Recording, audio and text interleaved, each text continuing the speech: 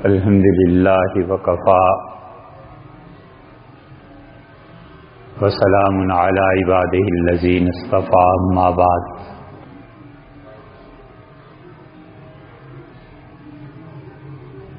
اللہ تعالی کا اصول اور اللہ تعالی کی عادت طیبہ یہ رہی ہے کہ حضرات انبیاء علیہ السلام کی بعثت کے بعد اور ان کے زمانے میں بھی ان کے مخالفین پیدا ہوتے ہیں، اور قرآن کریم میں خود اللہ نے فرمایا ہے کہ جعلنا لکل نبی، ہم نے ہر نبی کے مخالف بھی پیدا کیے ہیں۔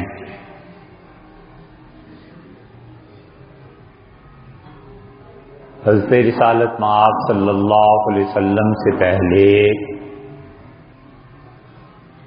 حضرات انبیاء علیہ السلام کی تاریخ جو قرآن کی زبان میں ہے، ہر جگہ یہ بتاتی ہے کہ ہر نبی کے مخالفین پیدا ہوئے،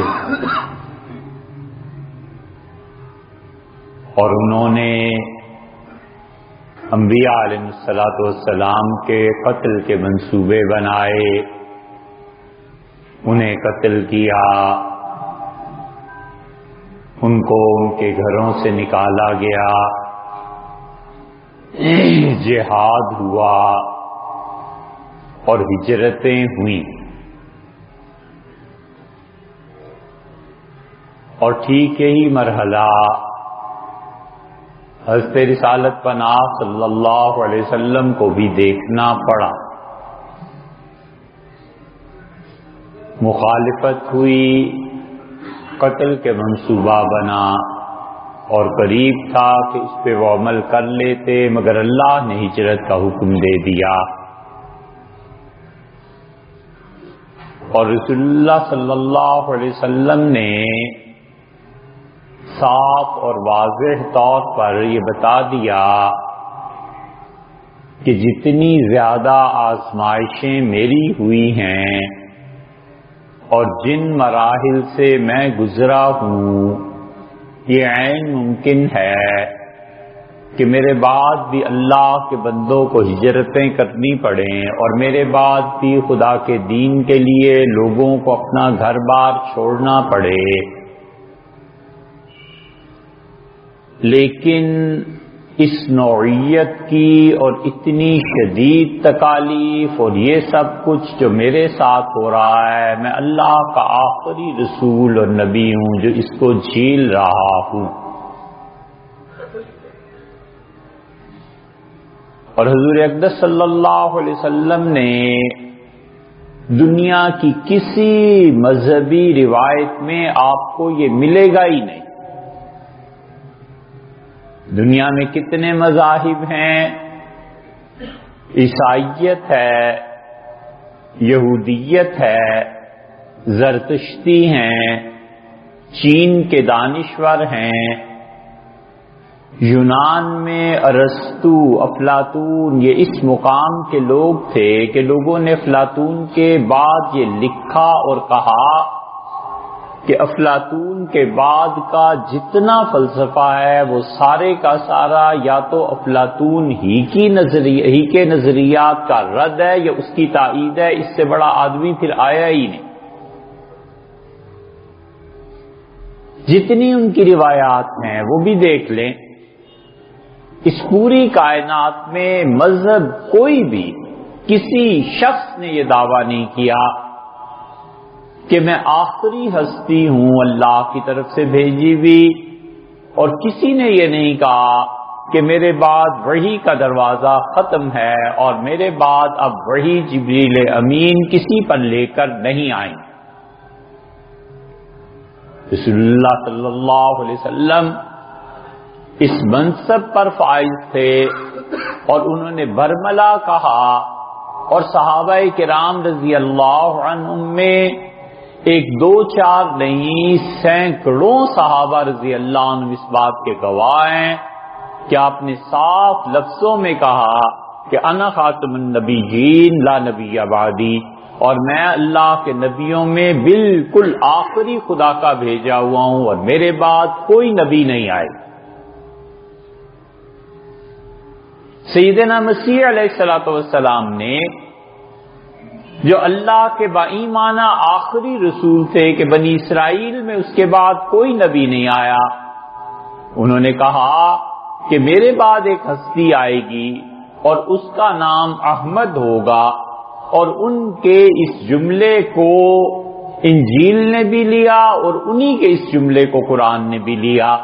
اور سورہ صف میں 29ویں پارے میں حضرت عیسیٰ علیہ السلام کی زبان سے یہ پیشن گوئی اور یہ بشارت خدا نے دی کہ اس نے کہا من بعد اسمہ احمد، میرے بعد اللہ کا رسول علیہ الصلوۃ والتسلیم آئیں گے اور ان کا نام احمد ہے۔ یہی وہ بنیادی چیز تھی جو صحابہ کرام رضی اللہ عنہم نے امت کو سمجھائی اور امت کو بتایا کہ دیکھو حضرت رسالت پناہ صلی اللہ علیہ وسلم کا دین یہ آخری دین ہے، ان کی امت یہ آخری امت ہے، قیامت اب اسی پہ برپا ہونی ہے، زمانہ یہ آخری زمانہ ہے، اور ان سب کا پیغمبر علیہ الصلوۃ والتسلیم نہ صرف یہ کہ آخری رسول ہے بلکہ ساری کائنات کی طرف اسے رسول بنا کر بھیجا گیا ہے۔ ان سے پہلے انبیاء علیہ الصلوۃ والسلام کی نبوتیں یا مقامی تھیں، ایک علاقائی تھیں، ایک خطے کے لیے تھیں، اور یا پھر وہ نسلی تھیں کہ حضرت عیسیٰ علیہ السلام تک کہتے ہیں کہ بنی اسرائیل، میں بنی اسرائیل کا نبی ہوں۔ یہ واحد ہستی ہے جس کو اللہ نے دونوں مقامات دیے، نبوت کا خاتمہ بھی اور اس کے ساتھ ساتھ انٹرنیشنل لیول کے نبی، اور اللہ کا کمال یہ ہے کہ اس نے ایک واحد نبی رسول اللہ صلی اللہ علیہ وسلم ایسے ہیں جن کو ہسٹری کی فل لائٹ میں بھیجا ہے، پوری طرح انسان اٹھ چکے تھے، بیدار ہو چکے تھے، تحریر آ چکی تھی، لوگ لکھتے تھے، دیکھتے تھے، پڑھتے تھے۔ کوئی نبی ایسا نہیں ہے جو اس طرح سے آیا ہو کہ اس وقت کے لوگ لکھتے پڑھتے ہوں، اس لیے کسی کی سیرت محفوظ نہیں، حتیٰ کہ برٹانیکا جو انسائکلوپیڈیا برطانیہ کا انہوں نے لکھا ہے کہ حضرت عیسیٰ علیہ السلام کی زندگی کے بارے میں اگر ہم لکھنا چاہیں تو 1.5-2 صفحے سے زیادہ صحیح زندگی ان کی پتہ ہی نہیں چلتی کہ کون۔ اللہ نے فل لائٹ میں بھیجی، ان کے مخالفین نے بھی لکھا، ان کے موافقین نے بھی لکھا، ان کے مخالفین نے لکھا اور بہت کچھ لکھا اور گھناؤنے الزامات لگائے۔ ایک مثال اس کی دیتا ہوں والعیاذ باللہ، تاکہ آپ حضرات جو اتنی زحمت کر کے ہر ہفتے آتے ہیں اور ہم بھی اپنی آپ سے محبت کی وجہ سے حاضر آپ کی خدمت میں ہوتے ہیں، تاکہ بات کھلے۔ لوگ بسا اوقات ہمیں لکھتے ہیں کہ بات سمجھ میں نہیں آتی، ہم کہتے ہیں اگر ہماری باتیں نہیں سمجھ میں آتی کہ اور جمعہ پڑھ لیجئے، اللہ کو یاد کیجئے، یا مت۔ پڑھے لکھے لوگ، اللہ کا شکر ہے، اور کہاں کہاں سے لوگ آتے ہیں، ہمیں احساس ہے۔ اس لیے ہم بات وہ کہتے ہیں آپ کی خدمت میں جو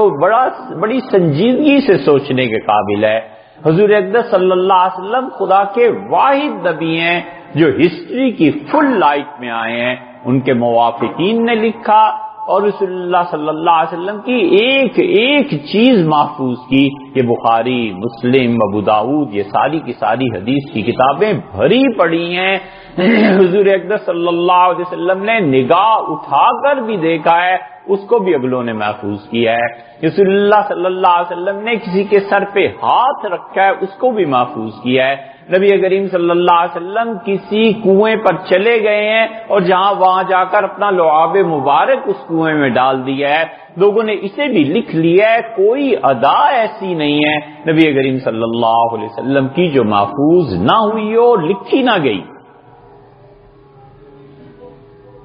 حضرت عباس رضی اللہ عنہ کے بیٹے، وہ کہتے ہیں ہم بچے تھے، چڑھتی جوانی تھی، اور رسول اللہ صلی اللہ علیہ وسلم نے مجھے دیکھا آخری حج میں، اور قسم کہتے ہیں مجھے دیکھا تو مسکرائے، اور میری عمر 16-17 برس تھی، مجھے اشارہ فرمایا اور اپنے ساتھ اونٹ پہ بٹھا لیا، اور رسول اللہ صلی اللہ علیہ وسلم تشریف لے جا رہے تھے عرفات سے غالباً مزدلفہ یا مزدلفہ سے مینا کی طرف، یہ بھی لکھا ہے، اور سامنے سے ایک خوبصورت عورت آئی اور میں نے اسے دیکھنا شروع کر دیا۔ رسول اللہ صلی اللہ علیہ وسلم نے کچھ نہیں کہا، صرف میرے سر پہ ہاتھ رکھا اور میرا سر دوسری طرف گھما دی۔ اب یہ ایک ادا ہے، لکھنے والوں نے لکھی ہے۔ ایک صحابی رضی اللہ عنہ کہتے ہیں کہ رسول اللہ صلی اللہ علیہ وسلم نے مجھے اشارہ فرمایا، اوما بیدیہ، عبداللہ بن عمرو بن العاص کہتے ہیں، اور اشارے سے فرمایا کہ لکھو، جو میں کہتا ہوں لکھ لیا کرو۔ بس اشارہ تھا، محفوظ کر لیا، اور مخالفین نے بھی اسی طرح کیا۔ نبی کریم صلی اللہ علیہ وسلم کے مخالفین بھی لکھتے تھے۔ حضور اقدس صلی اللہ علیہ وسلم کی ایک شادی کے متعلق ولیعذ باللہ یہ کفر کے جملے انہوں نے لکھے ہیں، موافق بھی لکھتے تھے، مخالف بھی لکھتے تھے، اور انہوں نے لکھا کہ فلاں شادی جو کی تھی اس لیے کہ اسے چھت پر سے نہاتے دیکھ لیا تھا اس خاتون کو تو دل آ گیا۔ یہ کفر کے جملے ہیں ولیعذ باللہ۔ یہ وہ مواد ہے جو یورپ نے لیا ہے، سیٹینک ورسز میں لیا ہے۔ یورپ کی جتنی کتابیں ہیں، کئی چیزیں اللہ کی توفیق سے نظر سے گزری، انہوں نے انہی روایات کو لیا ہے۔ رسول اللہ صلی اللہ علیہ وسلم کے مخالفین بھی بیدار تھے اور موافقین بھی بیدار تھے، نہ انہوں نے چھوڑا ہے نہ انہوں نے چھوڑا ہے، اور یہی مزے کی بات ہے، یہی جنگ ہے، اور یہی سے پتا چلتا ہے کہ کون رسول اللہ صلی اللہ علیہ وسلم کا وفادار ہے اور کون ان کا مخالف ہے، کون ہے جسے قیامت میں دیکھ کے وہ خوش ہوں گے اور کون ہے جو قیامت میں ان کی مخالفت کی وجہ سے جہنم میں جلائے جائے۔ کس کے لیے اتنا اہتمام ہوا ہے؟ کس کی سیرت اتنی محفوظ ہوئی ہے؟ کس ہستی کے متعلق اتنی تفصیلات ملتی ہیں؟ کون سا آدمی ہے، کون سا خدا کا نبی ایسا ہے جس کے گرد کروڑوں اور اربوں لوگ اب تک گھوم رہے ہوں، اور وہ رسول اللہ صلی اللہ علیہ وسلم کی ہستی ہے۔ اگر کوئی کہے کہ سیدنا مسیح علیہ الصلوۃ والسلام، تو وہاں پر اتنا جھوٹ ہے کہ سیدنا مسیح علیہ السلام کی 2 صفحے تم نہیں لکھ سکتے، اور یہاں رسول اللہ صلی اللہ علیہ وسلم ہے، اب تک قلم خشک نہیں ہوئے، اب تک صفحے خشک نہیں ہوئے، اور 30 جلدوں میں سیرت آ رہی ہے، اور 20 جلدوں میں سیرت آ رہی ہے، اور قیامت تک انشاءاللہ یہ سلسلہ جاری رہے گا۔ نبی کریم صلی اللہ علیہ وسلم نے دعویٰ فرمایا کہ میں خدا کا آخری نبی ہوں اور میرے بعد کوئی نبی نہیں۔ اب ایک شخص اٹھتا ہے، وہ یہ کہتا ہے ہمارا اور قادیانیوں کا اصل جھگڑا کیا ہے یار؟ نہ ہم نے جائیداد کا بٹوارا کرنا ہے، نہ ہمارا ملک کا کوئی جھگڑا ہے، نہ بائیمانہ وہ ہمارے دشمن ہے کہ وہ ہمارے ملک پر آ کر کہیں قبضہ کر لیں گے۔ ہندوستان کی ہماری جو کچھ صورتحال ہے، قادیانیوں کے ساتھ ایسی ہماری کیا دشمنی ہے؟ ان کے ساتھ اصل جھگڑا کیا؟ اصل مسئلہ یہی آ کے اٹک جاتا ہے کہ ہم کہتے ہیں حضور اقدس صلی اللہ علیہ وسلم خدا کے آخری رسول ہیں، اللہ کے آخری نبی ہیں، اور وہ کہتے ہیں کہ اللہ کا آخری نبی اب تک جو آیا ہے وہ مرزا غلام احمد قادیانی ہے، اور صرف یہی نہیں ہے بلکہ ان کے بعد بھی نبوت جاری ہے، آئندہ بھی نبی ہوتے رہے۔ چنانچہ مرزا بشیر سے پوچھا گیا، انہوں نے کہا کہ میرے والد خدا کے نبی تھے، اور ہم یہ نہیں کہتے کہ وہ آخری نبی تھے، ان کے بعد بھی نبی آتے رہیں۔ ایک چیز وہ اضافہ کرتے ہیں جہاں سے دھوکہ دیتے ہیں، وہ کہتے ہیں کہ ہم یہ کہتے ہیں کہ شریعت والا پیغمبر آخری حضور صلی اللہ علیہ وسلم آئے، اور بغیر شریعت کے، بغیر کسی نئی شریعت کو لائے ہوئے وہ ہمارے والد مرزا غلام احمد قادیانی۔ یہ وہ دھوکہ ہے جہاں پر آ کر بہت سے پڑھے لکھے مسلمان پھنس جاتے ہیں۔ ہم کہتے ہیں کہ اگر یہی آپ کا دعویٰ ہے کہ مرزا غلام احمد قادیانی بغیر کسی نئی شریعت کے آئے ہیں، اور شریعت ان کی وہی ہوگی جو حضور اقدس صلی اللہ علیہ وسلم کی ہے۔ اسی پہ مرزائی حضرات کہتے ہیں کہ نبی کریم صلی اللہ علیہ وسلم خدا کے آخری رسول ہیں، شریعت والے، اور ہم جس کو نبی مانتے ہیں وہ بھی نبی اور رسول ہے مگر بغیر شریعت کے۔ شریعت اسی پہ عمل کرے گا، نماز رسول اللہ صلی اللہ علیہ وسلم جیسی، روزہ، حج، زکوٰۃ وغیرہ وغیرہ جتنے سسٹمز اسلام کے ہیں وہ سب کے سب یہ ہمارے جو تھے مرزا غلام احمد قادیانی، ان کو رسول اللہ صلی اللہ علیہ وسلم نے نبوت دی ہے، اور ان کی مہر سے یہ نئے نبی آئے ہیں، البتہ شریعت وہی ہے جو پرانی۔ ہم کی خدمت میں بارہا عرض کرتے ہیں کہ حضرت نبی کریم صلی اللہ علیہ وسلم ساری عزت، احترام، بلند تر مقام، صاحب حوض کوثر اور صاحب شفاعہ ہونے کے باوجود وہ اتھارٹی نہیں ہے کہ کسی کو نبوت دیں۔ نبوت خالصتاً اللہ دیتا ہے، اللہ کے علاوہ کسی کا کوئی حق نہیں ہے کہ نبوت میں دخل دے یا کسی کو نبوت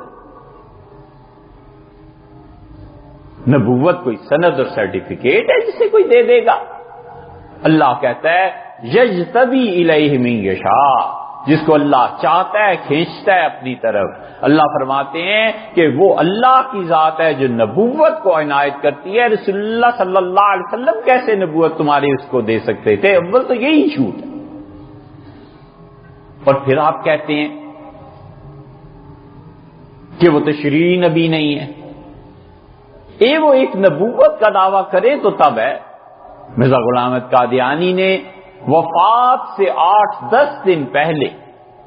اس پنڈی میں مناظرہ ہوا تھا، یہاں ہندو رہتے تھے،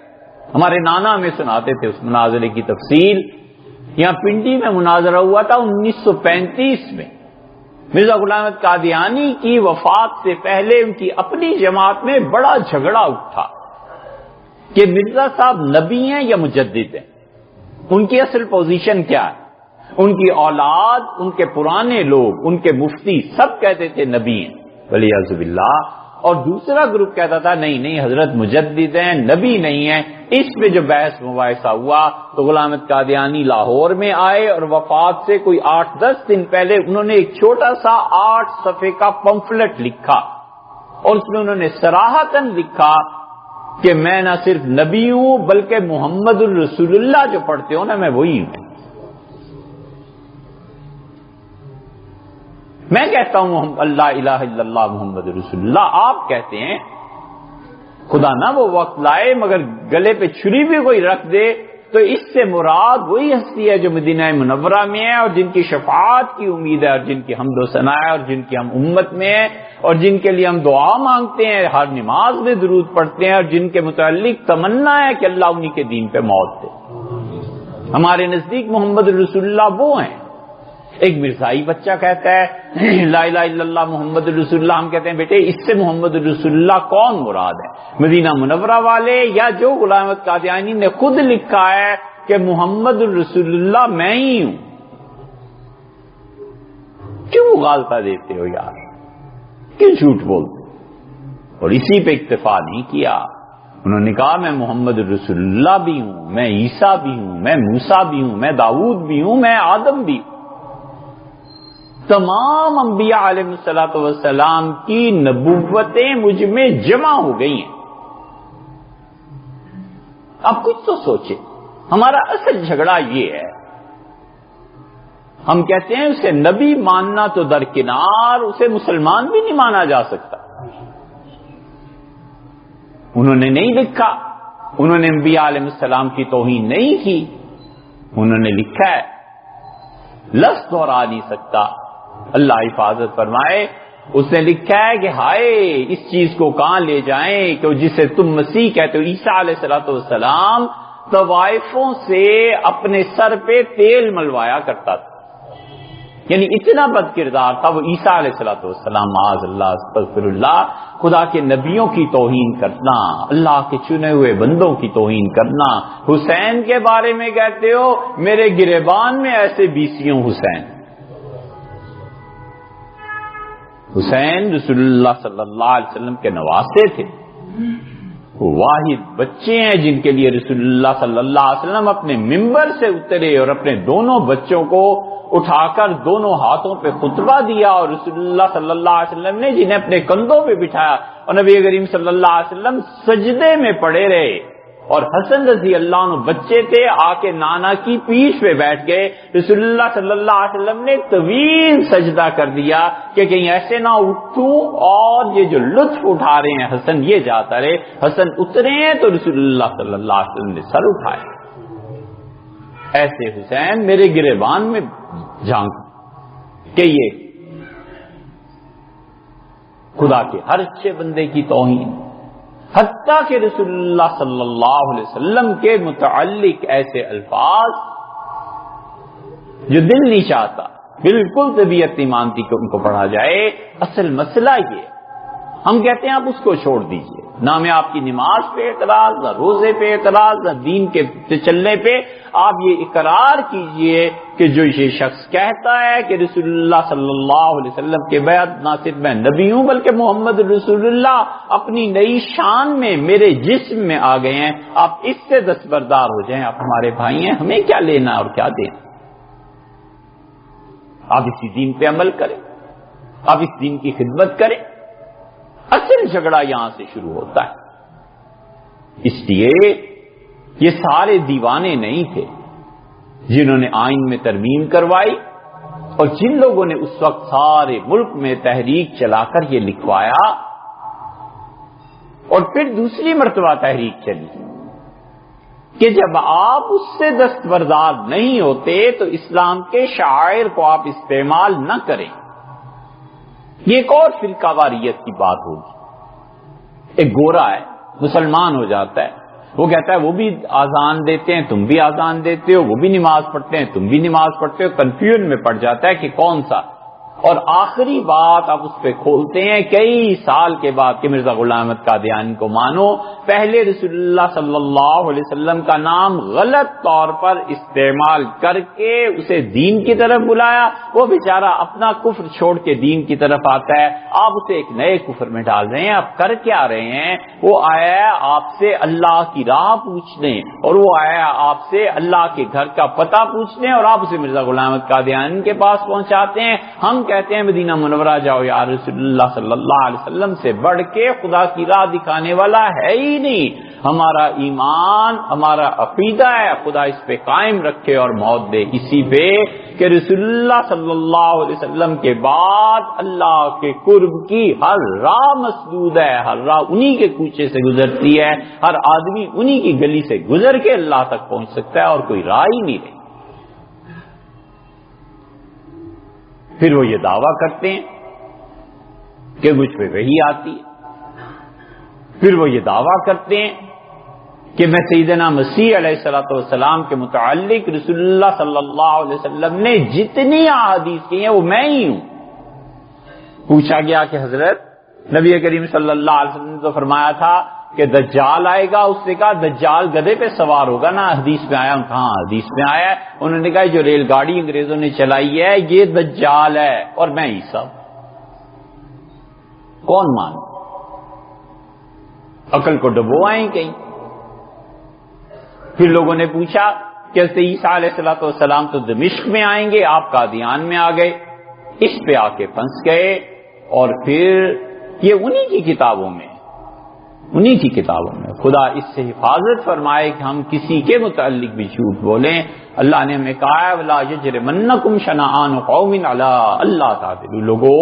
اپنے دشمن کے متعلق بھی کبھی ایسی بات مت کہنا جو اس میں نہیں ہے۔ اعدلوا، انصاف کرو، وَأَقْرَبُ لِلتَّقْوَىٰ، یہ تقویٰ۔ یہ جو حوالے ہم دے رہے ہیں ایک ایک چیز ثابت ہے، انہی کی کتابوں میں لکھا ہے۔ اب مصیبت آ گئی کہ عیسیٰ علیہ السلام نے تو دمشق آنا تھا، میں قادیان میں آ گیا ہوں۔ نبی کریم صلی اللہ علیہ وسلم فرماتے ہیں عیسیٰ علیہ السلام جب آئیں گے تو یہ زرد رنگ جو خالص چشتیوں کا رنگ ہے نا، بدھسٹ جو دو چادریں اوڑھتے ہیں، ہندو جوگی، یہ رنگ جو زرد ہے حضرت طلحہ رضی اللہ عنہ اوڑھتے تھے۔ آپ نے یہ دو زرد چادریں ہوں گی عیسیٰ علیہ السلام کے جسم مبارک پہ، اس پہ پھنس کے کہا بتاؤں گا،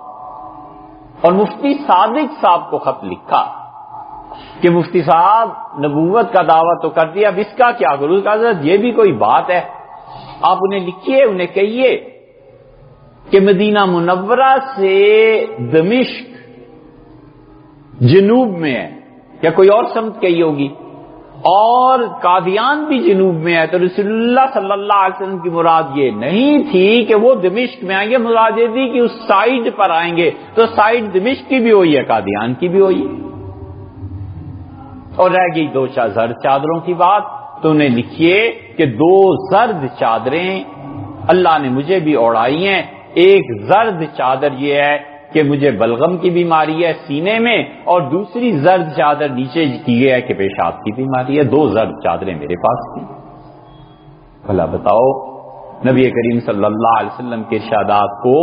اگر اسی طرح سے ثابت کرنا ہے تو پھر کون سا کفر ہے جو رسول اللہ صلی اللہ علیہ وسلم کے ارشادات سے ثابت نہیں کیا جا سکتا؟ اصل جھگڑا بس یہ ہے یار، ہمیں کوئی جھگڑا نہیں، کچھ نہیں۔ اب جس دن یہ کہہ دیں کہ جس نے یہ کہا ہے کہ محمد رسول اللہ میں ہوں اور دوبارہ آیا ہوں، اور فاطمہ رضی اللہ عنہ نے اپنی ران پہ میرا سر رکھا، اور حسین اتنے، یہ جس نے بھی کہا ہے نا ہم اس سے بری اور بیزار ہیں، وہ مسلمان تو درکنار کافر اور پرلے درجے کا کافر تھا، اس دن ہمارے بھائی ہیں، ہمیں آپ سے کیا لینا کیا دیں، ہمارا بس اتنا ہی مطالبہ ہے۔ یہ ختم نبوت ہے، ہم حضور صلی اللہ علیہ وسلم کی ختم نبوت کی بات کرتے ہیں، قیامت میں ان سے ملاقات ہوگی، ان سے پوچھوں گا۔ آخر پہ ایک چیز ایسے ہی سناؤں، مولانا یوسف بن نوری نے رحمہ اللہ 1974 میں جب یہ تحریک چلی ختم نبوت کی، تو ہمارے حضرت نے مولانا ابو الحسن علی ندوی رحمۃ اللہ علیہ نے خط لکھا، ہم لکھنؤ جاتے تھے تو حضرت یہ بات ارشاد فرماتے تھے، حضرت نے خط لکھا مولانا یوسف بن نوری رحمۃ اللہ علیہ کو، اور مولانا یوسف بن نوری رحمۃ اللہ علیہ کو لکھا کہ حضرت آپ نے اتنا بڑا کارنامہ انجام دیا ختم نبوت میں، حضور اقدس صلی اللہ علیہ وسلم کی روح مبارکہ کو یا تو اس دن جھومتے ہوئے دیکھا جب صلاح الدین ایوبی نے بیت المقدس فتح کیا تھا، یا آج کا دن جب پاکستان میں فیصلہ ہوا ہے حضور اقدس صلی اللہ علیہ وسلم کی روح مبارکہ خوشی سے جھوم اٹھی، اتنے خوش۔ حضرت نوری خود کہتے تھے کہ فیصلہ جب ہوا تو عطاء اللہ شاہ بخاری رحمت اللہ علیہ کو نے خواب میں دیکھا، دونوں ہاتھ پھیلا دیا اور گلے لگایا مجھے کہ یہ کام، یہ تو خواب ہے، نہ مانو نہ صحیح، کوئی حرج نہیں ہے، لیکن ہم کہتے ہیں اصل مسئلہ ختم نبوت کا ہے یار، حضور اقدس صلی اللہ علیہ وسلم کو چھوڑ دیں، کس در پہ جائیں؟ نبی کریم صلی اللہ علیہ وسلم کا متبادل مان لیں، اور مانے بھی کس کو؟ غلام احمد قادیانی کو، سبحان اللہ۔ ہے کوئی تک بنتی ولیعذ باللہ؟ سیدنا ابو بکر رضی اللہ عنہ نے خلافت سنبھالنے پہ اشارہ دیا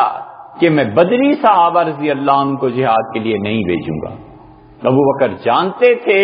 رسول اللہ صلی اللہ علیہ وسلم نے بدر کے دن ابو بکر رضی اللہ عنہ کو پیچھے کھینچ دیا اور فرمایا ابو بکر آگے بڑھ چڑھ کے حملے نہ کرو، مجھے تم سے بھی بڑا کام لینا ہے، تمہیں کچھ ہو گیا مراد یہ تھی تو پھر کیا ہوگا؟ ابو بکر رضی اللہ عنہ بدری صحابہ رضی اللہ عنہ سے بڑی محبت تھی، فرماتے تھے یعنی اشارتاً فرمایا کہ بدری صحابہ آئندہ سے جہاد پہ نہیں، لیکن ختم نبوت کا جب مسئلہ اٹھا فرمایا سب جاؤ، 700 حافظ صحابہ رضی اللہ عنہ شہید ہو گئے اس ختم نبوت کے مسئلے۔ آخر کوئی تو بات کیا لڑائی جھگڑا ہے؟ آپ جس دن کہہ دیں کہ مرزا غلام احمد قادیانی کافر ہے، اس کی کوئی بات نہیں مانی، اور حضور اقدس صلی اللہ علیہ وسلم خدا کے آخری رسول ہیں، ہم آپ کے پاؤں چومنے کو تیار ہیں، ہمارا آپ سے یہ جھگڑا ہے۔ اللہ آپ کو بھی ہدایت دے، اللہ تعالی ہمیں بھی ہدایت پہ قائم رکھے۔